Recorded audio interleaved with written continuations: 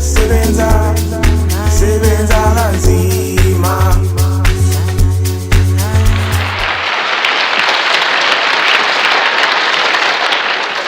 If you're going to be podcasting like myself and other people, it's actually expensive. YouTube does not pay you enough to create the type of content we're doing. So for example, a space like Amped is insane. The quotes that I get for people that are bringing equipment, people that are going to edit, and you're looking at 5,000 to 10,000 to 20,000 for one episode. And if that episode does really, really well on YouTube, it might make 500 Rand. If it does really well, to 1,000 Rand.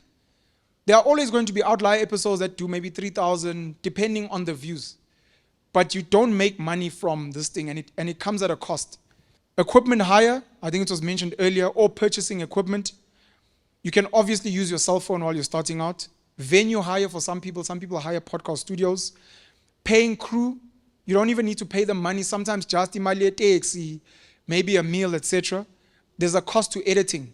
Editors also charge. Transport for yourself, transport for your crew, transport for the guest. Sometimes food and refreshments. Some guests, depending on who they are, want to be paid. So that can become a cost. Where you're like, I really, really want this person on the platform. They're asking for 200 Rand, 2,000 Rand, 5,000. You're like, look, if I can sit with this guy, I'll go and steal the money if I have to. But I want to have this. For some people, marketing your podcast, we probably don't do that well enough, though, unfortunately, as podcasters, because we hope the algorithms will do it for us. But we're meant to speak about how do you market your podcast. I mean, your favorite SABC shows, DSTV shows still have billboards as big as they are. There's power in marketing. And then things like hard drives, things like memory cards, buying a lens. Sometimes a cable, you need new cables, and so it comes at a cost. It's something to consider, and it's a conversation we need to have in depth, almost about if I start now and I have nothing, how do I make a little bit of money? What should I start buying? How long will it take for me to have 2-3 cameras, 2 mics, and where should I be filming? Kanjani? And how do I get the cheats? One of them being Amped Studios. If it weren't for the cheats that I have, being Amped, being the guys at Tribal Media House, I would not be able to afford the content I make. And I think my content is sort of doing well in South Africa. And if I'm telling you that I can't afford them, imagine for the next kid. Because you think at least the money I'm making is enough, at least for me. But it's not. My name is Katleho, and I'm from Katlehong. Hey, Katleho from Katlehong. Come on. So my question is it's a financial question. So I'm currently unemployed. I used to have a show on YouTube called The Good Gift Show. So now I'm struggling with finances and stuff like that. So I'd like to have an advice from you that what can I do to have finances so that I can continue with my show, because I believed my show was one of the good shows, right? I had guests and stuff that were sharing some powerful things. My second question is, what can I do for me to come shadow you at the Penuel show? Because I really love the show. We don't allow 2 questions, Mos. Just like religion, money has been used as a tool to oppress us. But it's also, for many, many people, liberates them from so many great things. Part of the rewiring that we need to do is to remove our minds from the idea that money is the beginning and the end of everything. And part of the Penuelism principles, speak about my religion, is an idea called value exchange, where you innovate outside of just money. So the reality is, when you have to pay your crew, you're giving them money, but it's not money that they're looking for. They need a place to sleep, they need food, whatever. So if you can find intelligent ways to barter. I was sitting with some kids this week, and one of the things that made me sad was everyone is still trying to create their own podcast. We're still doing this thing as black people of wanting to do my own, and it's like, bro, I don't have money, but let's create this podcast together. We all don't have money, but it's going to belong to us. You'll edit, this person will do this. We don't have money. Your mom's got a nice house. Can we crash at your mom's house and say we're doing a podcast and we actually need a place to stay? Can you ask your uncle to drop us off somewhere because we need a taxi, and we'll wash his taxi in return? We need to innovate and look for value. Once you have a value proposition, it becomes so much easier for people to give you things. Because you don't want money. You want value. And to your question, already the guys at AMT have said, here's a space. So that kind of already kills that. Now the next thing becomes, what else do you need? Is it a guest? Who is the guest? What is that guest's pain point? Oh no, they're struggling with this. Can I find someone else to give them that thing so that their problem is solved? So we just need to find solutions outside of pure money. The money will come, but money is not the end goal. It's just a tool to get to the things that we want. I hope that answers that question. The second one is, I get maybe 10 requests every week via DMs for people coming to Shadow. We'll come for free on our own what, and we just don't have the capacity. But I don't even think I'm that popular. I think there's really popular people that are difficult to get to. You need to understand that in life, any human being, could be a girl that you like, there are people that want that thing, and the question is, how do you stand out? And the easiest way to hook a mentor is to offer a lot of value to them, and to do such amazing work that they can't ignore you. So you could be like, I want to meet DJ Sbu. I'm going to create the dopest podcast just so I can meet him. And you end up doing something amazing. But you weren't like, hey, Sbu, please, can you? Who are you? I've got my own family members that I don't invite. I've got friends I don't invite. I've got so many. So you need to figure out, what is it that'll make me stand out? Part of it is in the work. One of the easiest ways, just for people looking for mentors, figure out how your mentor makes money, where they hang around, where their kids go to school, and just don't be creepy. Just position yourself. So your mentor sells generators. Very easy. Take whatever generators he's selling and market them aggressively, and when you have clients, then you go back to him. Now he's got a reason to speak to you. And it's not just me. You know, when you meet someone that you really like, there are touch points. Start looking at the easiest person to get close to that person. The girl that you like has got some friends that like, oh, shame, I'm sorry she rejected you. You're such a nice guy. She's willing to talk to you. Okay, look, don't get with her, but she's your in. She'll tell you, we're actually going to a party. Oh, you know, my friend actually likes these flowers. And that's how you get in there. And you might find that you don't even want that girl anymore. You want someone else I thought Penuel was dope, but the dope person is actually Floyd. Try and find tricks to meeting those people. I don't know when we're going to open up for people to come and see the work we're doing, but just from a shadowing perspective, you can come to AMT, discuss with the guys how you can see just some of the work, and then start doing the work and get people's attention. For me, I'm always looking for interesting people, interesting stories, and I've met a lot of guys who have done that. They've struggled to keep my attention, sadly, because there's that thing as well. So we've met today. I know you. I'm the guy from AMT. What's going to make me keep chatting to you? There's a guy now who's literally shoving short clips down my throat. But they're so amazing. I always think about him.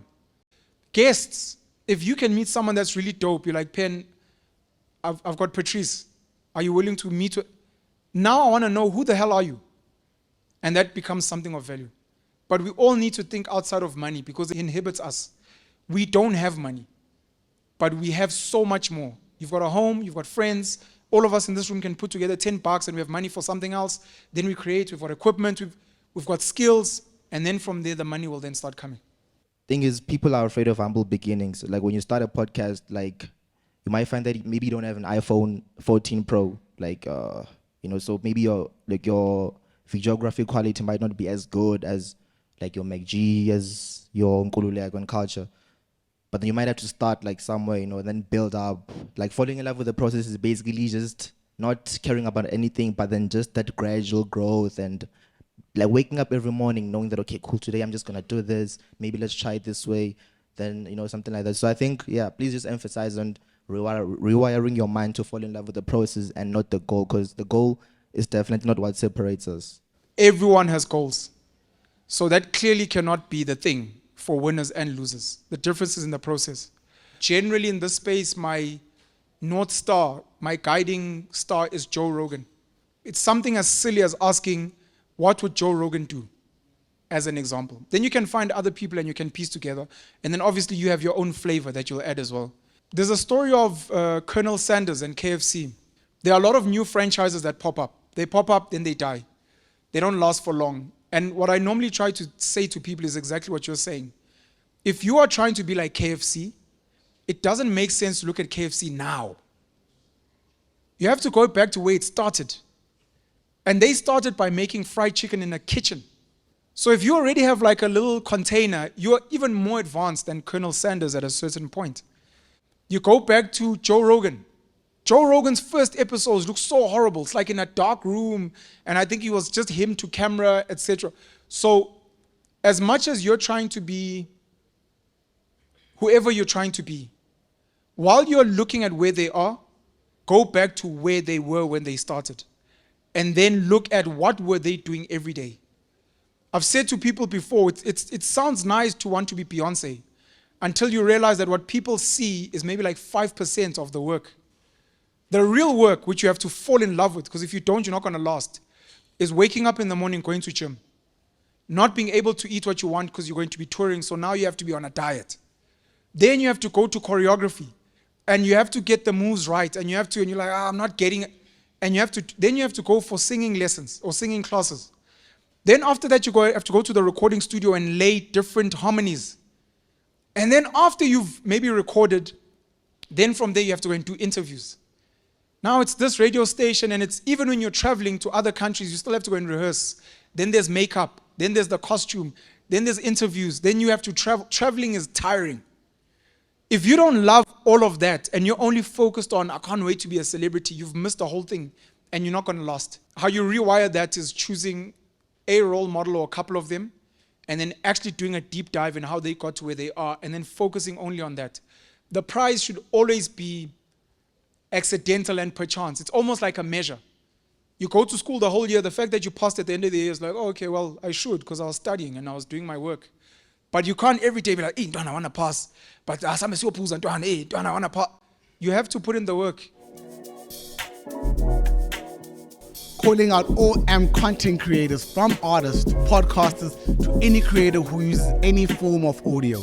You can now upload your very own audio clip from a song to a content clip and promote your work using the MTN Callertunez platform. The cherry on top is you can use the Callertunez to make some moolah, cash, pesos by getting your fam, friends, and fans to use your Callertunez, which will mean money in your pocket. So basically, every time someone listens to your Callertunez, likes it, they simply press any key from 1 to 9 to download it as their own, and that is a win for you too. You can submit your audio through AMP's very own distribution channel with MTN by sending it to the very email below. And of course, through Callertunez, you get access to the creative world of AMP Studios with access to our resources from recording studios to podcasting equipment to events, networking sessions, and all of it. Get as creative as you want with MTN Callertunez and AMP Studios.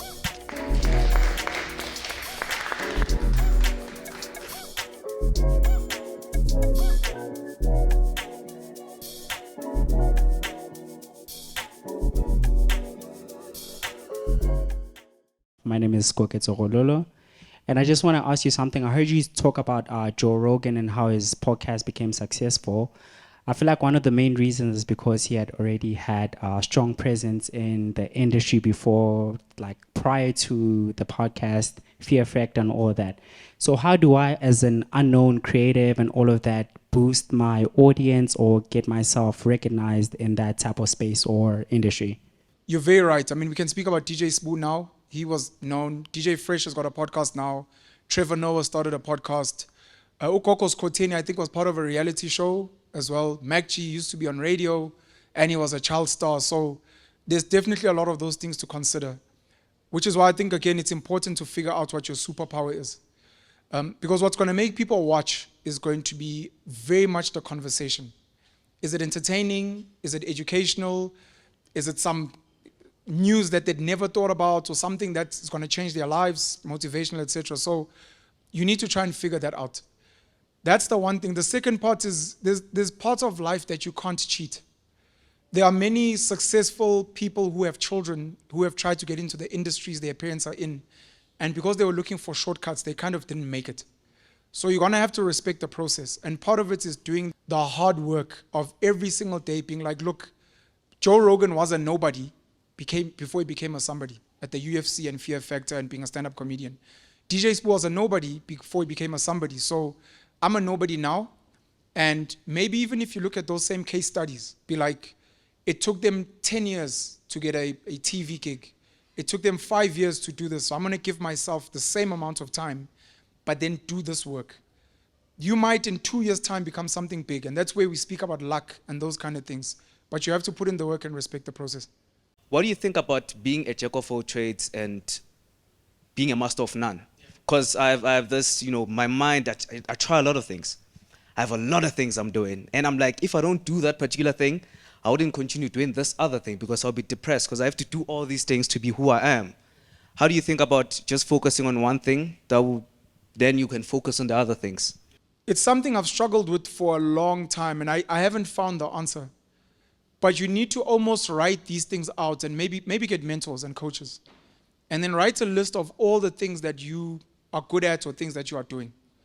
And then you need to prioritize them based on how much money they can make or potential money, how much you enjoy them. So there's something called Borromean rings.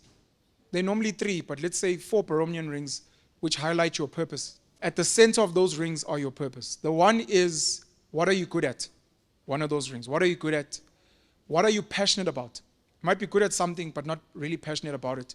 What does the world need? And then what is the world willing to pay you for, whether in money or whatever? At the intersection of those 4 rings is your purpose. So you almost want to do the same with these things and be like, okay, so I want to sing. Are you good at it? I'm sort of okay. Okay. Are you passionate? Too much. Does the world need your music? And is the world willing to pay you?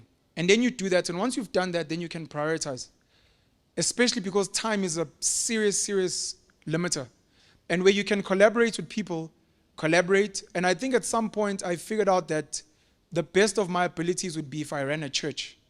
Because when you're at church, like TD Jakes and these guys, you can write books, you can speak, you can sing, you can bring a choir, you can run a market. So find, if you can, spaces where maybe you can tick off a couple of the things you're doing in one thing. My name is Rekupile. It's Reko. Rekupile. Yeah. How much would you emphasize whatever it is that you've decided to do? Are you doing cars? Are you cooking? Are you doing makeup? Are you doing politics?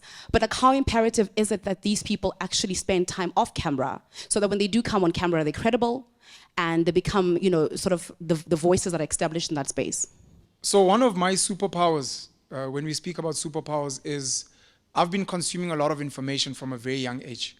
And I've been experiencing life as aggressively as I can for a very long time. And that's why I get to cheat on podcasts. I sit there and you can almost raise anything. And I can dig into my archives and speak about it. For the next person, it is very, very important. Number one, we speak about niche. So if you're going to choose a niche, try and stay abreast of what's going on. Research is important, but I want to add this. There are certain things you already have a lot of information on without putting in work. It doesn't feel like hard work. It's not frustrating. Things like maybe the NBA, football, whatever sport you watch, maybe there's a celebrity that you're always following. If I was to quiz you, you know everything inside out. If you can maybe lean towards more of that type of work, it becomes easier. Outside of that, the other thing is to just respect your guest, respect your audience, respect your crew. And if someone is coming through and you may not necessarily know them, do a little bit of research. It doesn't have to be much.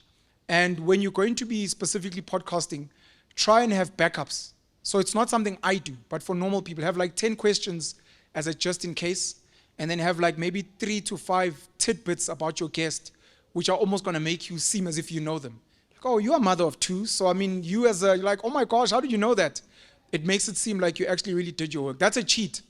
But you shouldn't be cheating. You should actually do proper research so that any conversation is engaging and as fruitful as possible.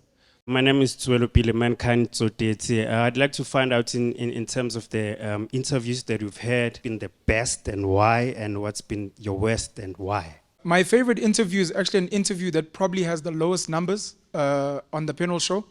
And that's with a lady called Andiswa Kebashe. She's an activist for the signing community, people that do sign language, the deaf community. I found myself really, really stimulated by what she spoke about. I think a lot of people are not aware of the deaf community and how big they are and how they're excluded and how we take for granted something as small as our voice and our ability to see someone that's communicating with us. We've lost our ability to actually respect body language and those kind of things. So we did like a deep dive on language. That made me very, very happy. Vusi Tembuwayo, of course, I think is most people's favorite conversation. Joshua Maponga, always. I think I've had better conversations with him personally, but I really enjoyed that as well. And then I always enjoy sitting with Rutendo because he's like a walking library. Beno Mandisa as well, even though Rutendo gets knocked because he's kind of pro-Zim and ZANU, etc. So those have been my favorite. Your West. I can't say. That would be unfair. I've had interviews where it's really, really awkward. I'm not connecting with the guest. And sometimes you have to work harder to try and like add a story, try and find something that they said and try and extract. It's like pulling water out of a stone. But normally you work through that. Luckily, I've never had an interview where at some point we have to cut and I'm like, you know what, I'm not feeling this. This is not nice. You have to try and respect the guest as well. As a content creator and as somebody who's been in multiple businesses, clearly the trajectory into your life going to where you want to see yourself has been very hard. You've had your ups, you've had your downs. So I want to ask you, as a young up-and-coming artist myself, how can I deal with the mental challenges that come up in my way? And how can I put myself in a better space in terms of thinking to always be positive and not to give up to the task at hand? Jeez, that's such a deep question. I'm very sensitive to human beings and the human condition. And I'm very sensitive to people's privileges. I call them privileges. So when I see a light-skinned girl, very pretty, complaining about like mental health, I'm like, you know, but I can imagine how good your life has been in so many other spheres. In the same breath, then I'll see like a short, ugly, overweight guy who doesn't have money and how he suffers from self-esteem issues. And then he speaks about his mental health. And I'm like, I think you've probably had a really raw deal. So I'm very sensitive to the mental space of many, many people, including the pretty girl, because maybe she's never had to deal with failure and it's her first time being rejected and her brain is crashing. You need to dig deep. One of the things that was stolen from us as Africans in particular is our sense of identity. And because of that, it becomes so easy to crush us. If you know who you are, where you're from, the greatness of, it could be your tribe, the greatness of your hometown, I mean the greatness of this country, you could just be like, look, I'm not anything, but I'm South African. We're like the greatest country on the continent. We have the Springboks. If that is the thing that keeps you going, then hold on to that. But we all need to do a deep dive into what makes us really dope, because in tough times, you really need it. From a young age, for some weird reason, I really thought I was like one of the smartest people in the world. And I've lived my whole life thinking that. You know, when I saw people like Elon Musk and Kanye West, I was like, but that's my tribe. Other kids don't have that. They struggle at school, and school is a big deal for us when we're young. And if you don't do well at school, already you're like at a back foot mentally. Then the next thing for guys becomes girls. If you're not getting girls, again, there's something wrong with me. Then it becomes money later on. And if you're not, it's like my whole life, bro, why am I a loser? So you need to dig deep and find out what it is that makes you great. One of the things that humbles me the most, Joe Rogan speaks about this. I do think for the most part, we as human beings are just chimpanzees. We are chimps, we wear clothes, we've come up with this magic thing called language, and because of language, we get to create these things that other animals can't do. I always revert back to the animal. What I need is some kind of shelter. It could actually even be a tree, some kind of food. We don't even need to farm. You can just go and hustle off a tree or plant something. We don't need clothes. You need just yourself and some level of safety. And if I have that, I'm not scared of anything. I don't need money. I'm not scared of debit orders. And like people get depressed because their car's being repossessed. I've had a car repossessed. People get nervous because, let's say your heart gets broken. Those things are not that important in your life. You met this girl 3 years ago, bro. You were dope before her. You will be dope after her. She's not the beginning and the end of your life. You are the beginning and the end of your life. All your mental challenges are internal and you just need to work on them. Another thing that helps is really, really reading autobiographies or listening to people's stories. Almost everything you're going through, every successful, or there's at least one successful person that's gone through the same thing. Trevor Noah's had depression. Steve Jobs has been fired from his own company. Donald Trump was like over $1 billion in debt. So like your little 50,000 debt, you know, in the bigger scheme of things, look, it's yours and obviously it's painful. You've had your heart broken. read autobiographies so that you realize that some of the coolest people out there have also gone through tough times. And when you're going through it and someone's like, Donna, you're not stressed. You're like, oh, but that guy was also short and ugly and didn't have money. So if he could do it, then at some point, nothing will pop. Sebenza, sebenza, sebenza, sebenza kanzima.